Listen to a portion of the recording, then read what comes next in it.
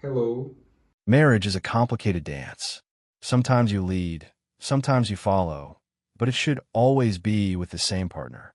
What people don't tell you is how other dancers might cut in parents, in-laws, friends, all thinking they know the steps better than you do. I learned this lesson the hard way, and maybe by sharing my story, I can help someone else see the warning signs before it's too late. My name is Joshua Bennett. I'm 32 years old, and until last year, I thought I had everything figured out. Back when I first met Abigail, I was fresh out of college with a mountain of student debt and a degree that hadn't exactly opened doors the way I'd hoped. The economy was in the tank, and like thousands of other graduates, I was just trying to get my foot in somewhere, anywhere. I remember the night we met. My buddy Dave was throwing one of his famous house parties, the kind where you meet people from all walks of life. I was standing in the kitchen, nursing a cheap beer and wondering if I should call a night when she walked in. Abigail Foster had this confidence about her. Not the loud, look at me kind, but a quiet assurance that drew you in. "That beer any good?" she asked, pointing to the bottle in my hand. I laughed. "About as good as my job prospects." She smiled, and something clicked between us. We spent the rest of the night in the corner of Dave's kitchen, talking about everything from favorite books to worst job interviews. Abigail was working at a marketing firm, already on her way up the ladder while I was still trying to find the bottom rung. We didn't rush into dating. For weeks, we just met for coffee or lunch, getting to know each other without the pressure. I appreciated that she never made me feel small about where I was in life. When I finally landed a decent job, she was the first person I called. "See, I told you something would come through," she said, genuine happiness in her voice. "We should celebrate." That celebration turned into our first official date, and from there, things just felt right. We had our arguments, sure, but they were always fair fights. No low blows, no dragging up past mistakes. We talked things out, found compromises, and moved forward together. A year into our relationship, I got a promotion. It wasn't huge, but it meant I could finally start making a dent in my student loans. I felt like I was getting somewhere, like I could offer Abigail more than just potential. So one night, after dinner at her favorite restaurant, I got down on one knee. "Josh, are you serious?" she gasped, eyes wide. "Never been more serious about anything," I replied, holding up the modest ring I'd spent months saving for. She said yes, and for a while, everything was perfect. We moved into a small apartment, started planning our future, and for the first time since graduation, I felt like I was on solid ground. Then came the day I had to meet her parents. Abigail had mentioned them before, of course. Her dad, Richard, worked in finance, and her mom, Eleanor, was heavily involved in the local country club scene. They sounded a bit stuffy, but I figured I could win them over with some charm and genuine respect. Man, was I wrong about that. "Just be yourself," Abigail said as we pulled into the driveway of their sprawling suburban home. "They're going to love you." I straightened my tie, took a deep breath, and prepared to meet the people who had raised the woman I loved. Little did I know I was walking into an arena, not a family dinner, and the match was already rigged against me. The Foster's house looked like something out of Architectural Digest. Pristine lawn, manicured hedges, and a 3-car garage, housing vehicles worth more than my annual salary. I squared my shoulders and followed Abigail to the door, carrying a bottle of wine I'd spent too much on. Eleanor Foster answered the door with a practiced smile that didn't reach her eyes. She was tall, blonde, and immaculately dressed in designer clothes that screamed old money. "Abigail, darling," she exclaimed, embracing her daughter while barely acknowledging me. Richard Foster appeared behind her, silver-haired and imposing in a cashmere sweater. His handshake was firm to the point of painful. "So you're Joshua," he said, sizing me up. "What exactly do you do?" Before I could answer, Eleanor ushered us into a dining room that could have seated 20. The table settings probably cost more than my first car. "Josh just got promoted," Abigail offered proudly. "Is that so?" Richard replied, pouring himself a scotch without offering me one. "And what are your long-term prospects?" I explained my career path confidently, emphasizing my recent accomplishments and future plans. I'd prepared for this, knowing they'd want to see substance. "And your debt situation?" Eleanor interjected, cutting me off mid-sentence. Abigail mentioned student loans. The bluntness caught me off guard. "I'm on track with my payments. My promotion has helped accelerate that." Eleanor and Richard exchanged a look I couldn't quite decipher. Responsible debt management is one thing, Richard said, swirling his scotch. But starting a marriage with financial baggage is another entirely. I felt my jaw tighten. With all due respect, sir, I see it as an investment in my future, our future.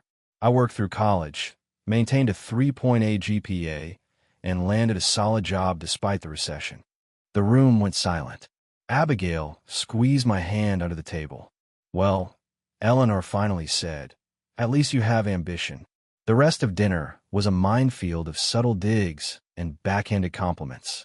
When Abigail mentioned our apartment, Eleanor asked when we planned to move to a real home. When I mentioned my parents' small business, Richard commented on the failure rate of family enterprises. Throughout it all, I maintained my composure, refusing to be baited. When Richard challenged my political views, I engaged respectfully, but firmly, backing up my positions with facts. I could tell he wasn't used to being contradicted. As we left, Eleanor hugged Abigail and whispered something that made her frown. To me, she simply nodded. In the car, I didn't immediately speak, processing the evening. They'll warm up, Abigail said weakly. I turned to her with a half-smile. No, they won't. But that's okay. I'm not marrying them. I'm marrying you. She smiled back, relieved. But something in her eyes told me this was just the beginning of a much longer battle. Our wedding was smaller than Abigail initially wanted. The Fosters pushed for a country club extravaganza with 300 guests, but I stood my ground. We compromised on a charming vineyard ceremony with 100 people who actually mattered to us. It's our day, I reminded Abigail when Eleanor tried changing the venue 3 weeks before. Not a networking event for your dad. The ceremony was perfect despite Eleanor's pinched expression when my college buddies hooped during our first kiss. Richard's toast managed to mention Abigail's potential without acknowledging me directly. I didn't care. Abigail was radiant, and she was my wife. The first 6 months of marriage were everything I'd hoped for. We settled into our apartment, balancing work and time together. I was putting in extra hours, climbing the ladder, determined to prove myself. Abigail supported me, bringing dinner to the office during late nights and celebrating each small victory. Then came our first real disagreement. About money, of course. Mom thinks we should open a joint account at her bank, Abigail mentioned casually over dinner. We already have a joint account, I replied, confused. But this one would have better. Oversight. I set down my fork. Oversight from whom exactly? She hesitated. My dad's financial advisor would manage it. So, your parents want access to our finances? I asked directly. Not access, Josh. Just guidance. We're young, and Dad has connections. We're adults who can manage our own money. I interrupted firmly. I've been handling my finances since I was 18. We don't need supervision. Abigail frowned. You don't have to be so stubborn. They're trying to help. Help or control. There's a difference. The argument escalated until Abigail grabbed her phone and stormed into the bedroom. 15 minutes later, she emerged. Her expression changed. Mom says you're being unreasonable. Dad set up accounts like this for all her friends' children. That stopped me cold. You called your mother? In the middle of our disagreement. I needed perspective, she defended. No, you needed backup. Our marriage isn't a democracy with your parents getting a vote. The argument ended in tense silence. The next morning, I thought we'd talk it through, but Abigail was already on the phone with Eleanor when I woke up, speaking in hushed tones that stopped when I entered the kitchen. It became a pattern. Every disagreement, every decision, somehow involved the Fosters. Their opinions began reshaping Abigail's views on everything from our living situation to my career choices. The woman who once admired my ambition now questioned my every move, armed with Richard's professional insights. I was no longer just married to Abigail. I was married to the entire Foster family. For years into our marriage, my career took off. I landed a major client, earned a substantial bonus, and finally cleared my student debt. We moved to a larger apartment in a better neighborhood, and for the first time, I felt financially stable. Abigail was proud, at least initially. We should have dinner with my parents this weekend, she suggested. Dad will be impressed with your progress. I nodded, though seeking Richard's approval had long stopped being my goal. Still, I thought maybe my success would finally change how the Fosters viewed me. The dinner started pleasantly enough. Richard even offered me a scotch, a first. I detailed my recent accomplishments, keeping my tone measured despite my pride in the work. Not bad, Richard conceded, swirling his drink. Though in this market, you could be doing better with the right connections. Eleanor nodded. The Harrington son-in-law just made partner at his firm. He's younger than you, I believe. Just like that, my achievements were diminished. I bit my tongue, reminding myself this wasn't about them. On the drive home, Abigail dropped a bombshell. Dad thinks you should consider a different investment strategy. He says your 401k allocations are too aggressive. I tightened my grip on the steering wheel. And how exactly does your father know about my 401k allocations? She looked away. I might have shown him your statements when he asked about our financial planning. I pulled the car over, my pulse pounding in my ears. You shared my private financial information without asking me. He's just trying to help, Josh. Why are you always so defensive when it comes to my parents? The argument continued at home, voices rising until Abigail retreated to the bathroom with her phone. I heard her muffled voice through the door, undoubtedly seeking Eleanor's counsel yet again. When she emerged, her eyes were red, but her stance was combative. Mom says you're being controlling about money. Dad says it's a sign of insecurity. Something in me snapped. This ends now, Abigail. Your parents don't get a vote in our marriage. They don't get access to my personal financial information. And they sure as hell don't get to diagnose my supposed insecurities. They're my family, she shot back. And I'm your husband. Or at least I thought I was. Sometimes it feels like I'm just the guy who happens to live with their daughter while they make all the decisions. She stared at me like I'd grown a second head. You're overreacting. This is normal family involvement. No, I said firmly. This is not normal. This is 3 against 1, and I'm done playing that game. As I slept on the couch that night, I realized with crushing clarity that no amount of success would ever be enough for the Fosters. And worse, Abigail couldn't, or wouldn't see it.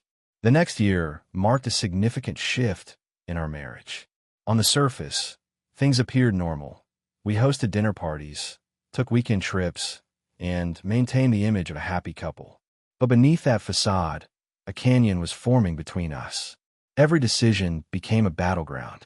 When I suggested saving for a down payment on a house, Abigail immediately consulted her father, who deemed my plan financially naive. When I considered switching companies for better advancement opportunities, Eleanor warned Abigail about job hoppers over their weekly lunch. The Foster family group chat buzzed constantly on Abigail's phone. Dinners at their house increased from monthly to weekly, often scheduled when I had late meetings. I began feeling like an outsider in my own marriage. Your mother called again. I mentioned one evening. That's the 3rd time today. Abigail didn't look up from her phone. She's helping me plan the dinner party. The one we decided to keep small. Just close friends. She sighed. Mom thinks we should invite Dad's new partners. It's good networking. It's supposed to be a casual evening with friends, not a business function, I argued. Why do you always fight every suggestion my parents make? She snapped. Not everything is a control issue, Josh. But it was. The Fosters had opinions on everything from our vacation plans to our retirement savings.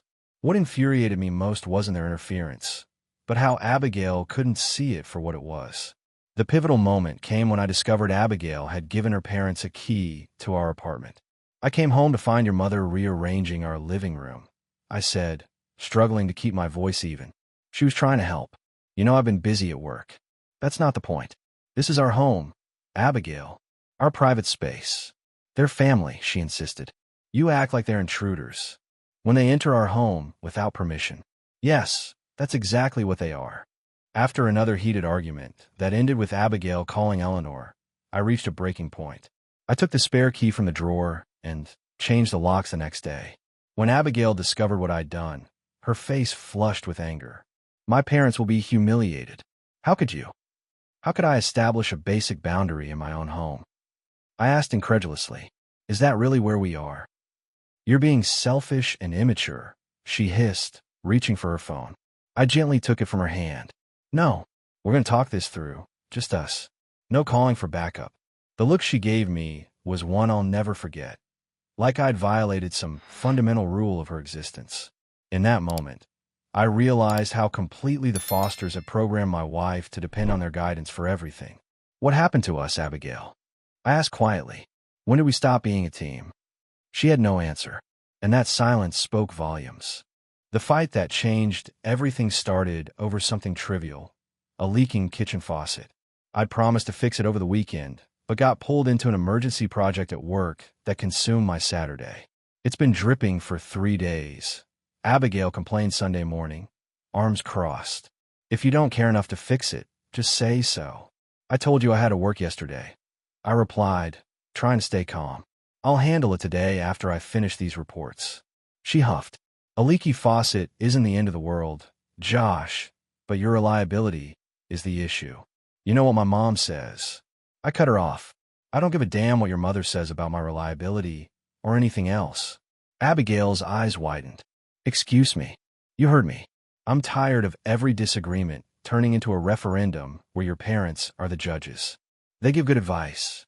You're just too stubborn to see it. It's not advice, it's control. I shot back. And you hand it to them on a silver platter. Her face flushed with anger. You know what? Mom was right about you all along. You're too insecure to accept help, too proud to admit when others know better. Maybe I do deserve better. Those words hit like a physical blow. After everything I'd built, everything I'd accomplished, she still saw me through her mother's disparaging lens. Go to your parents, I said quietly. Take the weekend. Think about whether you want to be married to me or them. Fine, she snapped, grabbing her purse. Maybe some distance will help you see how unreasonable you're being. After she left, I slumped onto the couch, emotionally drained. I'd spent years trying to prove myself to people who had decided I wasn't good enough before they even met me. Years watching my wife become increasingly dependent on her parents' approval for every decision. When Abigail returned Sunday night, her demeanor had completely changed. Instead of continuing our discussion, she acted as if nothing had happened. But when I mentioned the argument, her expression hardened. My parents think you owe them an apology, she stated flatly. Mom was really hurt by what you said. I stared at her in disbelief. I didn't say anything about your mother to her face. But you disrespected her in our conversation, and that's just as bad. So after I asked for space to discuss our marriage, you spent the entire weekend letting your parents dictate the terms of our reconciliation? She wouldn't meet my eyes. They're my family, Josh. They deserve respect. And what about me? What do I deserve in this marriage? Her silence was my answer. After a fight with my in-laws, everyone was ignoring what really mattered. Even my wife. They wanted an apology, but I was done compromising. The realization hit me like a thunderbolt. This would never change. In the weeks following our argument, I noticed a disturbing pattern. Abigail's phone would buzz with text notifications from a new group chat, one I wasn't part of. When I glanced at her screen one evening, I caught the name, Family Only. The exclusion stung, but what happened next was worse. Invitations to foster family events stopped coming my way. Abigail would casually mention she was heading to Sunday brunch or her father's birthday dinner, alone. They think it's better if I come by myself for a while, she explained weakly. Just until things cool down. I nodded, swallowing my pride. And you're okay with that? With them cutting your husband out? She avoided my eyes. It's temporary. They're still upset about what you said. What exactly did I say that was so terrible? That I wanted boundaries in our marriage. You call them controlling, Josh. You rejected their help constantly. I leaned forward. Is that what they told you? Because what I actually said was that our marriage needed to be between us, not us and your parents. The conversation went nowhere.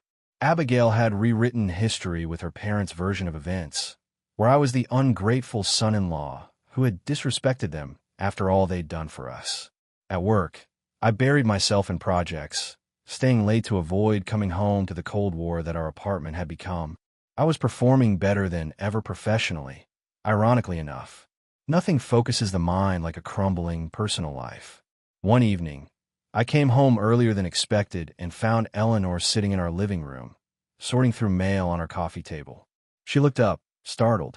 Joshua, I didn't expect you so early. I set my briefcase down slowly. Evidently. What are you doing with our mail, Eleanor? Just helping Abigail organize. You know how overwhelmed she gets. My wife emerged from the bedroom, freezing when she saw us. Josh, you're home early. Yes, and I found your mother going through her personal mail. Care to explain how she got in? I thought we agreed, no more surprise visits. Abigail's expression hardened. I gave her the new key. She needs access in case of emergencies. And our mail is an emergency?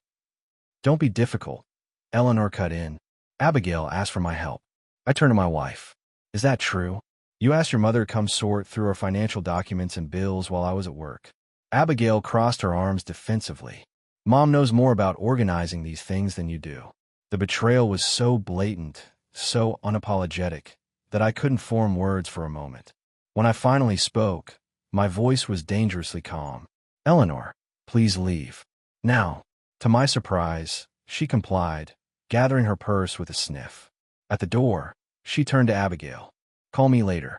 After she left, Abigail exploded. How dare you speak to my mother that way in our home? How dare you give her access to our private information behind my back? I countered. This isn't just boundary crossing anymore, Abigail. This is betrayal.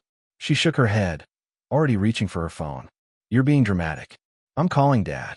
In that moment, I knew with absolute certainty that I'd lost my wife to the foster family machine. The weeks following the mail incident were tense, but quiet. Abigail and I operated like polite roommates, careful not to trigger another confrontation. I focused on work, putting in extra hours on a major account that could mean a significant promotion. Throughout our marriage, Richard had always offered his professional insights on my career moves. First it was suggestions, then stronger recommendations, and eventually outright criticism when I didn't follow his preferred path. I'd managed to keep his influence at arm's length, though Abigail constantly relayed his opinions about which projects I should pursue or which company connections I should cultivate. Then came a company dinner where spouses were expected to attend. Abigail dressed up, smiled for colleagues, and played the part of the supportive wife perfectly. On the surface, things appeared normal. Walking into that event with her on my arm, one might have thought we had the perfect marriage. Later that week, my boss called me in his office. Josh, is everything okay at home? He asked, uncharacteristically concerned. I maintained a neutral expression. Everything's fine. Why do you ask? He shifted uncomfortably. I received a call from Richard Foster. He mentioned his daughter was having concerns about your work-life balance. He suggested we might be putting too much pressure on you. The blood drained from my face. My father-in-law called you. He's a significant client at Henderson & Partners. We've crossed paths at several functions. Of course, Richard had finally escalated from offering unwanted career advice to actively undermining me behind my back. What started as helpful suggestions had evolved into direct interference with my professional reputation. I thanked my boss for his concern and assured him all was well, but inside I was seething. The Fosters had crossed the final line, moving from criticizing my career choices to actually sabotaging my professional standing. That evening, I confronted Abigail. Did you know your father called my boss today? She froze momentarily before her shoulders slumped. He mentioned he might reach out. I told him you were working too many hours. You told your father to interfere with my job? I couldn't keep the incredulity from my voice. It wasn't interference. He was concerned about you, about us. This wasn't concern, Abigail. This was your father taking his meddling to the next level. He's gone from criticizing my career choices to actively undermining me professionally. She shook her head. You're twisting everything. Dad cares about your well-being. He cares about control. I corrected her. First it was suggesting career moves, then it was criticizing my choices, and now it's going behind my back to my boss. Can't you see the pattern? That's not true. She reached for her phone, her reflexive move in any conflict. Go ahead, I said quietly. Call them. Get your instructions for this argument too. Tears filled her eyes, but she didn't deny it. As she retreated to the bedroom with her phone, I sat at the kitchen table, a strange calm washing over me. Years of fighting Richard's increasing interference in my career had culminated in this, him directly contacting my boss to undermine me. When Abigail emerged from the bedroom, her expression was steel. My parents think you're being paranoid and ungrateful.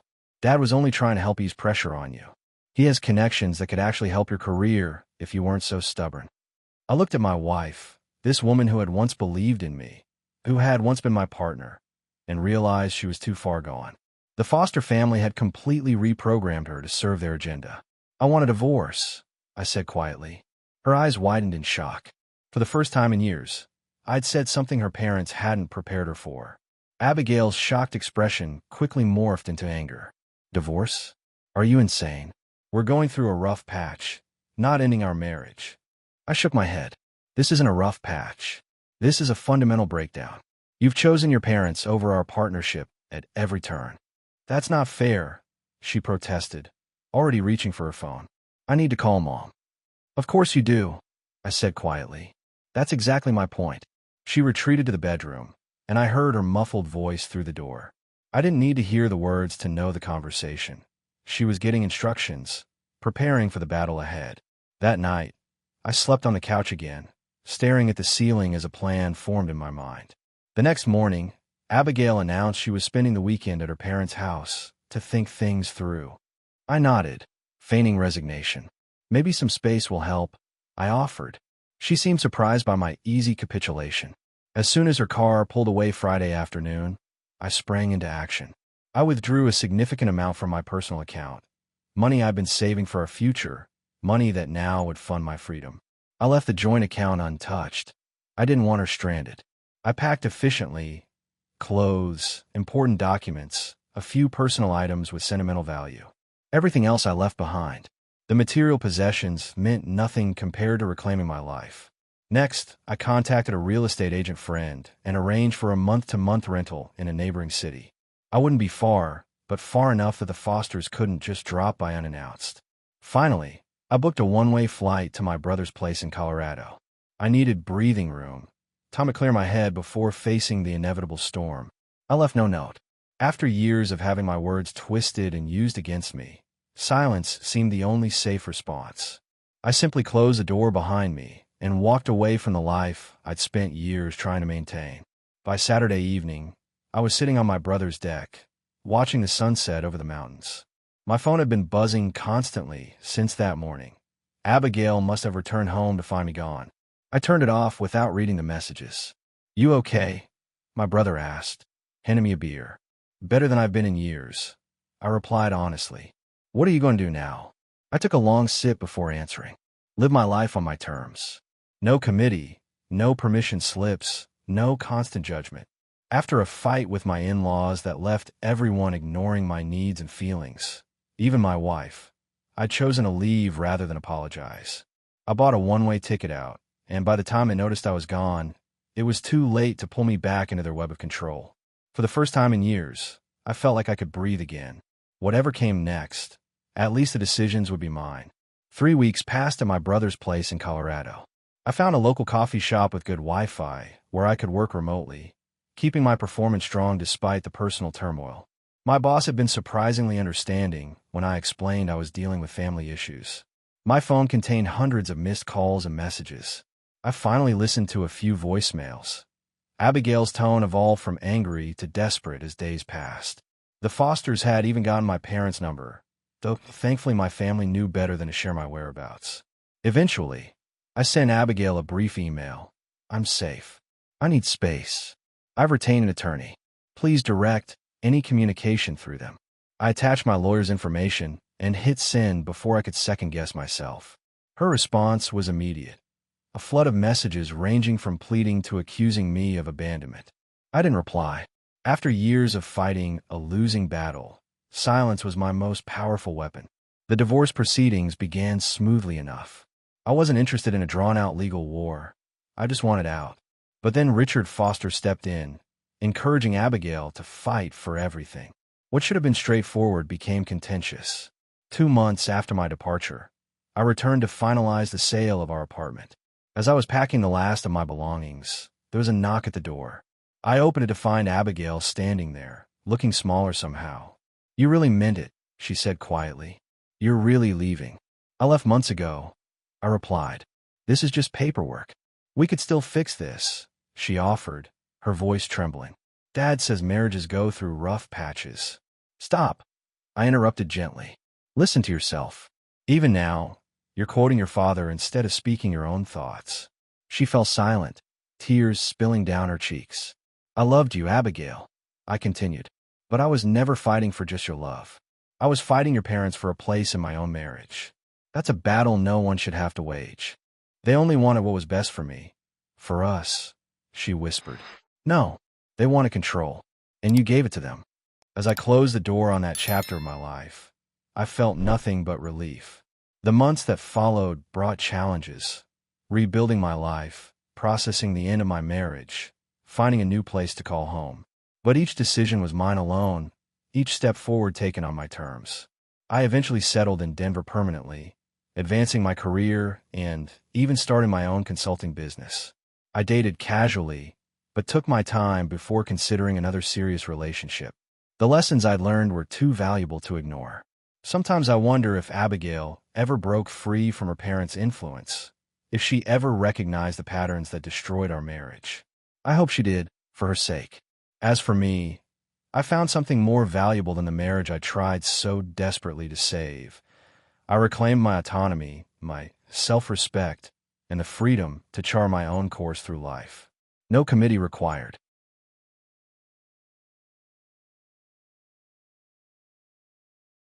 Bye.